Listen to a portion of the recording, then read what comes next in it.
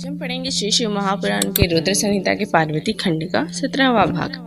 बाकी सारे भाग हमारे चैनल के प्लेलिस्ट में हैं, आप वहां जाकर सुन सकते हैं। तो शुरू करते हैं। भगवान शिव की आज्ञा से सप्त ऋषियों का पार्वती के आश्रम पर जा उनके शिव विषयक अनुराग की परीक्षा करना और भगवान को सब वृत्तांत बताकर स्वर्ग को जाना। ब्रह्मा जी कहते हैं, देवताओं के अपने आश्रम में चले जाने पर पार्वती के तप की परीक्षा के लिए भगवान शंकर समाधिस्थ हो गए। वे स्वयं अपने आप में अपने ही परात्पर स्वस्थ माया रहित तथा उपद्रव शून्य रूप का चिंतन करने लगे। उस ध्येय वस्तु के रूप में साक्षात भगवान महेश्वर ही विराजमान है। उनकी गति का किसी को ज्ञान नहीं होता। वे भगवान वृषभ ध्वज ही सबके सृष्टा परमेश्वर हैं। तात उन दिनों पार्वती देवी बड़ी भारी तपस्या कर रही थी। उस तपस्या से रुद्रदेव भी बड़े विस्मय में पड़ गए। भक्ताधीन होने के कारण ही वे समाधि से विचलित हो गए और किसी कारण से नहीं। तदनंतर सृष्टिकर्ता हर ने वशिष्ठ आदि सप्त ऋषियों का स्मरण किया। उनके स्मरण करते ही वे सातों ऋषि शीघ्र ही वहां आ पहुँचे। उनके मुख पर प्रसन्नता छा रही थी तथा वे सब के सब अपने सौभाग्य की अधिक सराहना करते थे। उन्हें आया देख भगवान शिव के नेत्र प्रसन्नता से प्रफुल्ल कमल के समान खिल उठे और वे हंसते हुए बोले, तात सप्त ऋषियों, तुम सब लोग मेरे हितकारी तथा संपूर्ण वस्तुओं के ज्ञान में निपुण हो, अतः शीघ्र मेरी बात सुनो। गिरिराज कुमारी देवेश्वरी पार्वती इस समय सुस्थिर चित्त हो गौरी शिखर नामक पर्वत पर तपस्या कर रही हैं। मुझे पति रूप में प्राप्त करना ही उनका तपस्या का उद्देश्य है। द्विजो, इस समय केवल सखियां उनकी सेवा में हैं। मेरे सिवा दूसरी समस्त कामनाओं का परित्याग करके वे एक उत्तम निश्चय पर पहुंच चुकी हैं। मुनीश्वरों, तुम सब लोग मेरी आज्ञा से वहां जाओ और प्रेम पूर्वक हृदय से उनकी दृढ़ता की परीक्षा करो। वहां तुम्हें सर्वथा छल युक्त बातें करनी चाहिए। उत्तम व्रतधारी महर्षियों, मेरी आज्ञा से ऐसा करना है, इसलिए तुम्हें संशय नहीं करना चाहिए। भगवान शंकर की यह आज्ञा पाकर वे सातों ऋषि तुरंत ही उस स्थान पर जा पहुँचे जहाँ दीप्तिमती जगन माता पार्वती विराजमान थी। सप्त ऋषियों ने वहां शिवा को तपस्या की मूर्ति मती दूसरी सिद्धि के समान देखा। उनका तेज महान था। वे अपने उत्तम तेज से प्रकाशित हो रही थीं।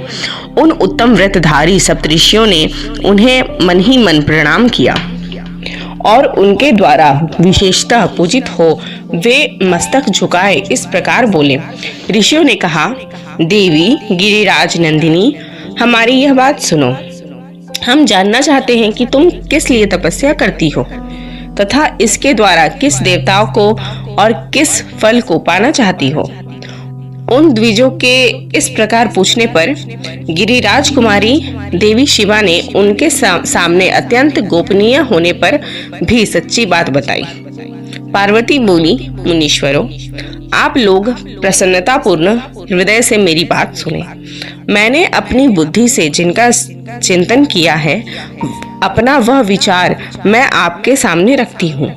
आप लोग मेरी असंभव बातें सुनकर मेरा उपहास करेंगे, इसलिए उन्हें कहने में संकोच ही होता है, तथापि कहती हूँ। क्या करूँ? मेरा यह मन अत्यंत दृढ़ता पूर्वक एक उत्कृष्ट कर्म के अनुष्ठान में लगा है और ऐसा करने के लिए विवश हो गया। यह पानी के ऊपर बहुत बड़ी और ऊंची दीवार खड़ी करना चाहता है। देवर्षि का उपदेश पाकर मैं भगवान रुद्र मेरे पति हूँ। इस मनोरथ को मन में लिए अत्यंत कठोर तप कर रही हूँ। मेरा मन रूपी पक्षी बिना पंख के ही हठ पूर्वक आकाश में उड़ रहा है। मेरे स्वामी करुणा निधान भगवान शंकर ही उसकी इस आशा की पूर्ति कर सकते हैं।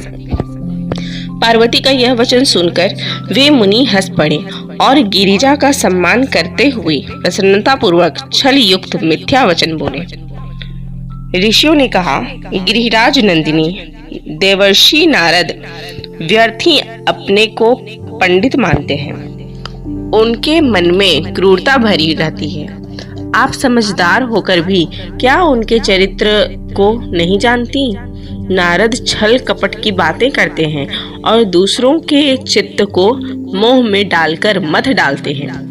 उनकी बातें सुनने से सर्वथा हानि ही होती है। ब्रह्मपुत्र दक्ष के पुत्रों को नारद ने जो छल पूर्ण उपदेश दिया, उसका फल यह हुआ कि वे सब के सब अपने पिता के घर लौटकर न आ सके। यही हाल उन्होंने दक्ष के दूसरे पुत्रों को भी सिखाया। वे भी उनके चक्कर में आकर भिखारी बन गए। विद्याधर चित्र केतु को इन्होंने ऐसा उपदेश दिया कि उसका घर ही उजड़ गया। प्रहलाद को अपना चेला बनाकर इन्होंने हिरण्यकश्यपु से बड़े बड़े दुख दिलवाए। ये सदा दूसरों की बुद्धि में भेद पैदा किया है। नारद मुनि कानों के को पसंद कर आने वाले अपनी विद्या जिसको सुना देते हैं, वही अपना घर छोड़कर तत्काल भीख मांगने लगता है। उनका मन मलिन है, केवल शरीर ही सदा उज्जवल दिखाई देता है। हम उन्हें विशेष रूप से जानते हैं क्योंकि उनके साथ रहते हैं।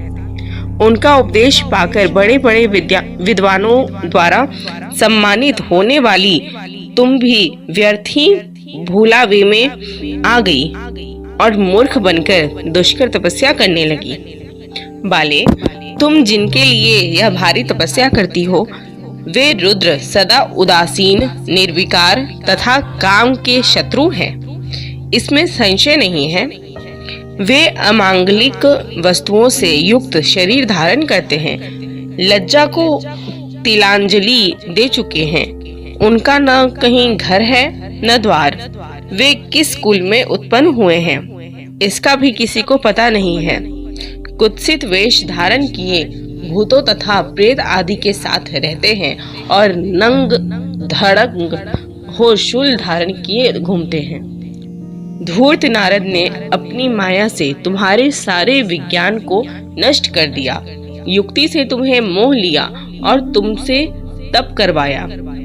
देवेश्वरी गिरिराज नंदिनी, तुम ही विचार करो कि ऐसा वर को पाकर तुम्हें क्या सुख मिलेगा। पहले रुद्र ने बुद्धि से खूब सोच विचार कर साध्वी सती से विवाह किया, परंतु वे ऐसे मूढ़ हैं कि उन कुछ दिन भी उनके साथ निभा न सके। उस बेचारी को वैसे ही दोष देकर उन्होंने त्याग दिया और स्वयं स्वतंत्र हो अपने निष्कल और शोक रहित स्वरूप का ध्यान करते हुए उसी में सुखपूर्वक रम गए। देवी, जो सदा अकेले रहने वाले, शांत, संग्रहित और अद्वितीय है, उनके साथ किसी स्त्री का विवाह कैसे होगा? आज भी कुछ नहीं बिगड़ा है। तुम हमारी आज्ञा मानकर घर लौट चलो और इस दुर्बुद्धि को त्याग दो। महाभागे, इससे तुम्हारा भला होगा। तुम्हारे योग्य वर है भगवान विष्णु, जो समस्त सद्गुणों से युक्त है। वे वैकुंठ में रहते हैं, लक्ष्मी के स्वामी हैं और नाना प्रकार की क्रीड़ाएं करने में कुशल हैं। उनके साथ हम तुम्हारा विवाह करा देंगे और वह विवाह तुम्हारे लिए समस्त सुखों को देने वाला होगा। पार्वती, तुम्हारा जो रुद्र के साथ विवाह करने का हठ है, ऐसे हठ को छोड़ दो और सुखी हो जाओ। ब्रह्मा जी कहते हैं, नारद, उनकी ऐसी बात सुनकर जगदम्बिका का पार्वती हंस पड़ी और पुनः उन ज्ञान विशारद मुनियों से बोली। पार्वती ने कहा, मुनीश्वरों, आपने अपनी समझ से ठीक ही कहा है, परंतु द्विजों, मेरा हठ भी छूटने वाला नहीं है। मेरा शरीर पर्वत से उत्पन्न होने के कारण मुझ में स्वाभाविक कठोरता विद्यमान है। अपनी बुद्धि से ऐसा विचार कर आप लोग मुझे तपस्या से रोकने का कष्ट न करें।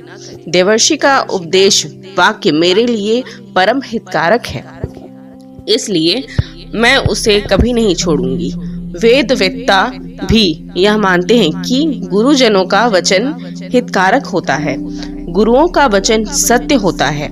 ऐसा जिनका दृढ़ विचार है उन्हें इहलोक और परलोक में परम सुख की प्राप्ति होती है और दुख कभी नहीं होता। गुरुओं का वचन सत्य होता है।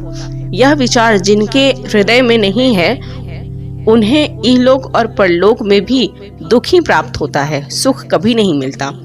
अतः द्विजों, गुरुओं के वचन का भी किसी तरह भी त्याग नहीं करना चाहिए। मेरा घर बसे या उजड़ जाए, मुझे तो यह हठ ही सदा सुख देने वाला है। मुनीश्वरों, आपने जो बात कही है मैं उनका आपके कहे हुए तात्पर्य से भिन्न अर्थ समझती हूँ और उनका यहाँ संक्षेप से विवेचन प्रस्तुत करती हूँ। आपने यह ठीक कहा कि भगवान विष्णु सद्गुणों के धाम तथा लीला विहारी हैं। साथ ही आपने सदाशिव को निर्गुण कहा है। इसमें जो कारण है वह बताया जाता है। भगवान शिव साक्षात परब्रह्म है, अतएव निर्विकार हैं। वे केवल भक्तों के लिए शरीर धारण करते हैं, फिर भी लौकी की प्रभुता को दिखाना नहीं चाहते। अतः परमहंसों की जो प्रिय गति है उसी को वे धारण करते हैं। क्योंकि वे भगवान शंभु परमानंदमय हैं, इसलिए अवधूत रूप से रहते हैं। माया लिप्त जीवों को ही भूषण आदि की रुचि होती है, ब्रह्म को नहीं। वे प्रभु गुणातीत, अजन्मा, माया रहित, अलक्ष्य गति और विराट है। द्विजों, भगवान शंभु किसी विशेष धर्म या जाति आदि के कारण किसी पर अनुग्रह नहीं करते। मैं गुरु की कृपा से ही शिव को यथार्थ रूप से जानती हूँ। ब्रह्मर्षियों, यदि शिव मेरे साथ विवाह नहीं करेंगे तो मैं सदा कुमारी ही रह जाऊंगी, परंतु दूसरे के साथ विवाह नहीं करूंगी। यह मैं सत्य कहती हूँ। यदि सूर्य पश्चिम दिशा में उगने लगे, मेरु पर्वत अपने स्थान से विचलित हो जाए, अग्नि शीतलता को अपना ले तथा कमल पर्वत शिखर की शिला के ऊपर खिलने लगे, तो भी मेरा हठ नहीं छूटेगा। यह मैं सच्ची बात कहती हूँ। ब्रह्मा जी कहते हैं, नारद, ऐसा कह उन मुनियों को प्रणाम करके गिरिराज कुमारी पार्वती निर्विकार चित्त से शिव का स्मरण करती हुई चुप हो गई। इस प्रकार गिरिजा के उस उत्तम निश्चय को जानकर वे सप्तऋषि भी उनकी जय जयकार करने लगे और उन्होंने पार्वती को उत्तम आशीर्वाद दिया। मुने, गिरिजा देवी की परीक्षा करने वाले वे सातों ऋषि उनको प्रणाम करके प्रसन्नचित हो शीघ्र ही भगवान शिव के स्थान को चले गए। वहां पहुंचकर शिव को मस्तक नवा, उनसे सारा वृतांत निवेदन करके उनकी आज्ञा ले वे पुनः सादर स्वर्ग लोक को चले गए।